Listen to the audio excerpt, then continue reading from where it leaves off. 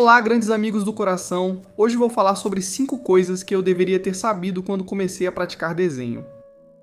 A primeira coisa que precisamos levar em conta são os materiais necessários.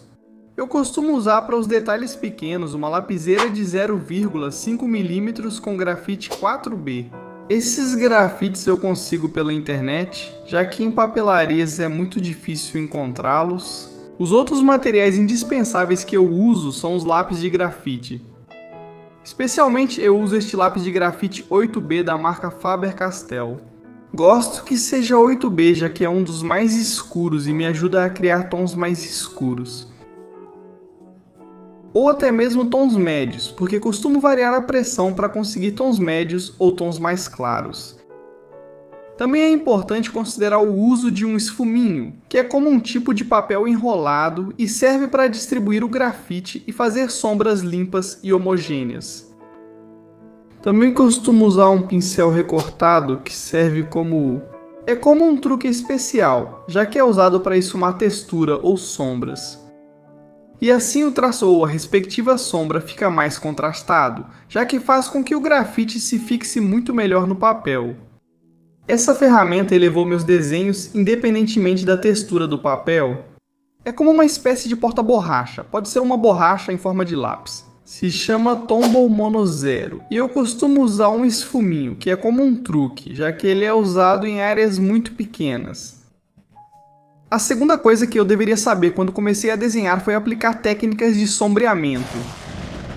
Por exemplo, aqui nessa área escura, a região termina com traços bem marcados, que dá para ver que são traços do lápis. Podemos esfumar ou criar um degradê usando o mesmo lápis, mas variando a pressão para que os traços fiquem mais suaves. E se quisermos um degradê ainda mais suave, podemos usar um esfuminho. Fazemos círculos como vocês estão vendo e vamos misturando assim os tons claros com os médios e com os mais escuros. Assim criamos um degradê mais homogêneo. Com o pincel recortado, podemos depositar mais grafite e assim escurecer um pouco mais essa sombra. A terceira coisa que aprendi é que devemos ser muito detalhistas para alcançar um realismo maior. Por exemplo, aqui eu até detalho as veias do olho. O quarto ponto, que inclusive está ligado ao terceiro, é lembrar de adicionar alguns brilhos. Por exemplo, podemos simular a textura da pele ou os poros, que dependendo da luz do ambiente e da proximidade do desenho, podem ser observados. Para desenhar a textura da pele, podemos fazer traços suaves e irregulares, como uma espécie de raiz bem aleatória.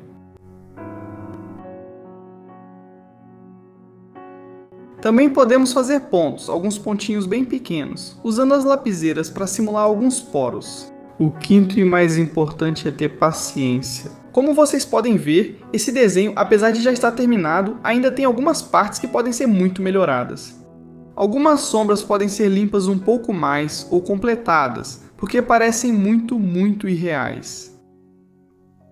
E a dica extra é que vocês sempre usem algo para apoiar a mão, assim não estragam parte do desenho de vocês. Eu falo por experiência própria. Às vezes bate preguiça, mas é o melhor a fazer.